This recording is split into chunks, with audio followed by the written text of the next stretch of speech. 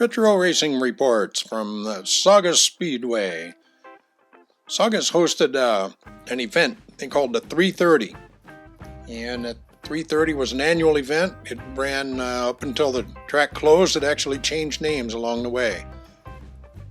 And a man who devoted much of his adult professional life to the Speedway was Lyn Pherigo.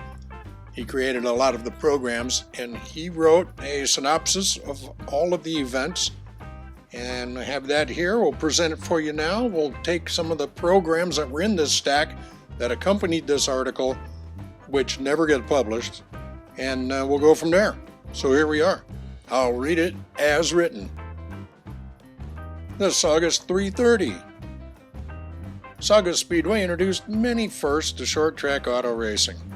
One of the biggest, however, was the Saugus 330, a giant 330-lap open competition race with a guaranteed cash purse of over $17,000.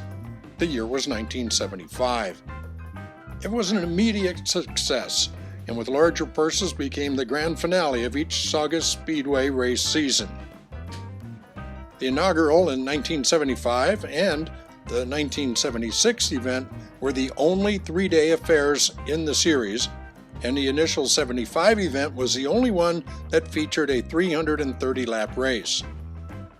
It was comprised of three 110-lap segments with mandatory 30-minute pit stops after the first and second sessions. After the intermissions, cars restarted in the same order as they finished the previous 110 laps. The first Saugus 330 was held on August 14, 15, 16, 1975 with a guaranteed cash purse of $17,000. Nearly 70 competitors jammed the pit area for the Thursday night qualifying runs. Don Hood of Grants Pass, Oregon, set fast time at 17.25 in his side motor mounted 68 Camaro, and the top 10 clocked within 31 100ths of a second of the pole sitter. Roarin' Orin Prosser, a five-time Saugus champion, won the event and was the only car on the lead lap at the end. Don Knoll of Northridge was second, followed by Steve Rowe of Oxnard, Mike Fortier from Van Nuys, Herschel McGriff from Bridal Veil, Oregon, and a paid attendance of 6,215 witnesses for the exciting event. The format for the second annual 330, also a three-day event, was revised. The fastest 60 cars, determined by two-lap qualifying runs, competed in two 110-lap events. The even-numbered qualifiers in the opening race, followed by the odd-numbered in the second event. The top 15 finishers in each would run the final 110-lap main event. Larry Phillips from Springfield, Missouri, and Dan Press out of Arleta both tied the track qualifying record at 16.95 in their Camaros. Past Saugus title holder Jim Thurkettle won the event, with Phillips a close second. Phillips, who started last in the 30-car field after crashing in his qualifying race, charged through the field to the runner-up spot. Fritz Wilson out of Denver was third, ahead of Bill Foster and Rick Becker.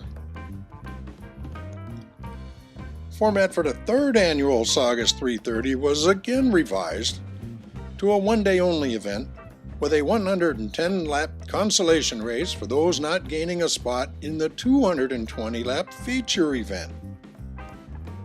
Saugus Speedway champions caught the top four spots, with Jimmy Insolo out of Mission Hills leading Dan Press, Jim Thurkettle, Don Knoll, and Sonny Easley. The fourth annual Saugus 330 ran October 14, 1978, again with a format change. It consisted of two 55-lap consolation races and a 220-lap main event with $3,500 to the winner and $5 lap money to each lap leader. The cash purse was $20,000, plus the lap money and contingencies. Jim Thurkettle set a new qualifying record of 16.20 at 74 miles per hour in his Camaro. Larry Phillips out of Springfield, Mike Bonicelli out of Colorado Springs, and Rusty Wallace of St. Louis, Missouri qualified in the top 10. Bonicelli finished 7th in the main. Both Phillips and Wallace had mechanical problems. Winners Oren Prosser, 75, Thurkettle, 76, and Inselo, 77 and 78, are all Saugus Speedway past champions, and they won the first 330s. Most of the top 10 finishers were Saugus title holders or other Saugus regulars. The results demonstrated that Saugus Speedway's flat third-mile paved oval was a difficult and demanding place to win, especially for visiting drivers. After Saugus Speedway champions dominated the first 4 330 events, Dave Watson, a former USAC champion from Milton, Wisconsin, won the 1979 event, ran October 13 of 79. Making his first ever West Coast short track start pay off, Watson led wire to wire to win the 220 lap in the 5th annual Saugus 330 Open Comp event after setting fast time of 16:94. Watson's winning run in his Camaro before a packed house was worth $5,000 as he held off fierce charge by Saugus champion Jim Robinson's Monza to win by just 2 car lengths in the marathon race. Also finishing on the lead lap were defending race champion Jim Inselo and another Wisconsin Charger, Mike Miller. Saugus fans were disappointed when track champion True Cheek was forced to sit out the evening after slamming the wall hard when his throttle stuck in hot laps. Out-of-state visitors include 8th finishing Bobby Rupert of Las Vegas, Eastern Canada's Don Peterman, Bruce Hill from Georgia, and Mike Bonicelli from Colorado. The 6th annual event, October 4, 1980, consisted of a 110-lap consolation race and a 220-lap main event. Jim Robinson and True Cheek, both from Sylmar, bested the track record. Robinson posted a 15.65 and Cheek clocked in at 15.69. Jimmy Inselo piloted his Camaro to his 3rd 330 triumph, followed by True Cheek, Don Lidner, Jim Thurkettle, all running on the same lap, and Steve Starr out of Woodland Hills in 5th, 1 lap down. This event was the last in the series to feature 330 laps of racing in 110-lap or 220-lap events. This brings us to the 7th annual classic, October 10, 1981, and it featured a $30,400 cash purse plus lap money and contingencies. It consisted of a 150-lap A main, a 100-lap B main, and a 75-lap C main, along with a 5-lap trophy dash, all adding up to 330 laps. The race was the 3rd event in a 5-race Western States Championship Series. Simi Valley's Ron Hornaday Jr., who was to later gain national prominence in the NASCAR Craftsman Truck Series, drove to victory in the 150-lapper, collecting $4,000 for the win and an additional $1,000 in lap money. Jim Walker of Ferndale took the 100-lap event, and Darrell Kratz of Saugus bested a field of 21 cars to win the C main. The 8th annual 330, October 8th of 82, was the last to carry the 330 title, and it was the 2nd in a 4-race Western States Championship Series. Jim Thurkettle set a new qualifying record of 15.93. He led wire to wire and completed lapping of the field on the 126th circuit of the 150-lap event. It was a former Saugus champion's 2nd win in the Classic 330 Series, having won in '76.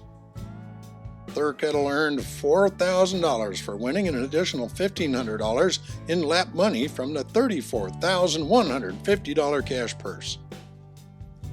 Second fastest qualifier, Dan Press, the 1982 Saugus champion, started alongside Thurkettle but was eliminated by an unusual incident on the initial start. As they rounded turn 4, headed for the green flag, their cars made contact, which caused Press's steering wheel to twist violently. It fractured his thumb on one hand and jammed a finger on the other.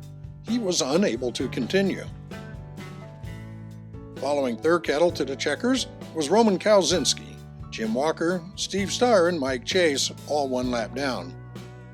Out-of-stater Dick Cobb out of Las Vegas finished 10th. John Deneen won the 100-lap B main, and Mark Perry triumphed in the 75-lap C event.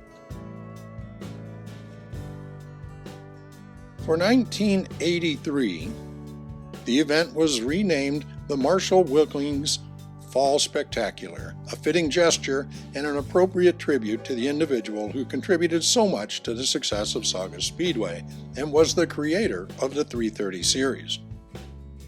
But Wilkings, unknown to many, was in a life and death struggle of his own. For 14 years he had waged a courageous battle against cancer. It was a no-win situation, and in June of 1985 he passed away at the age of 63. He was an innovator and a leader who did it his way and made it work. Saugus Speedway and his successful operation stand as a memorial to him. The format of this event was twin 75-lap main events, a 40-lap B main, and the traditional trophy dash. Veteran drivers Ken Sapper and Roman Kalzinski, both Saugus Modified champions, captured the twin mains. Out-of-state drivers included Dick Cobb and Tom Montes out of Las Vegas. Steve Burgess came from Eau Claire, Wisconsin, Darrell Krentz from Reno, Nevada, and Jim Norman came in from Provo, Utah. So it was now called the 10th Marshall Wilkings Fall Spectacular of September 29, 1984, was made up of twin 75-lap main events with $10 to each lap leader. The event was part of a 5-race Western States Championship Series. Two-time champion Dan Press and Saugus regular Ken Bossy scored impressive wins in twin 75-lap main events.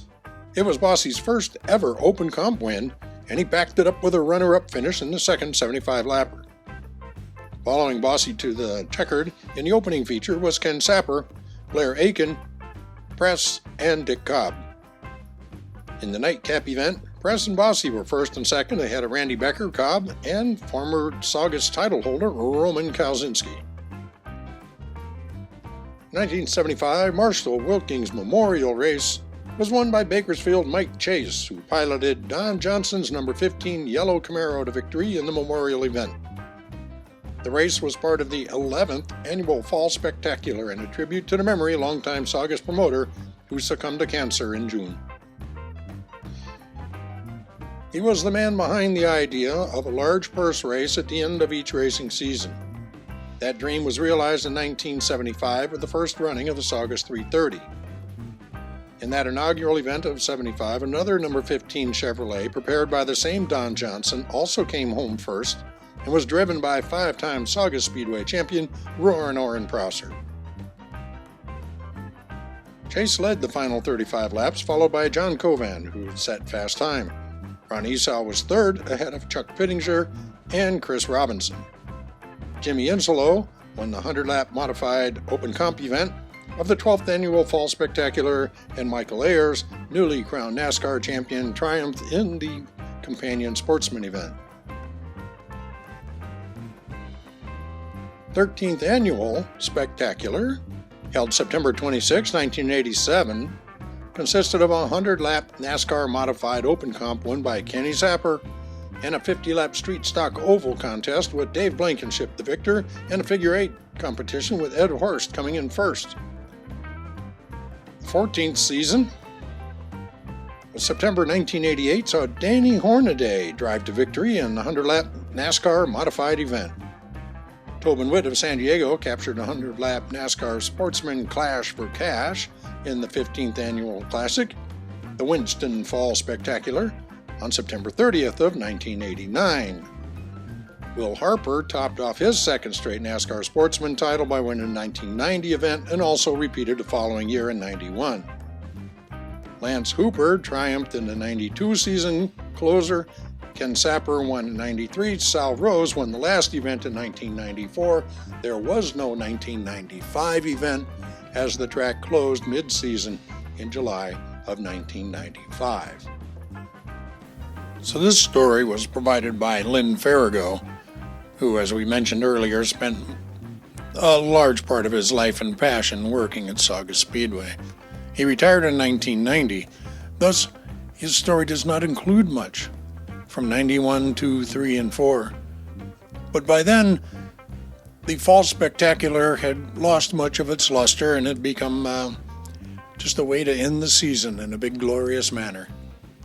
So there you go. Thank you for watching. Be sure to like, subscribe, put your comments down below, and share this video. There's lots more where this came from.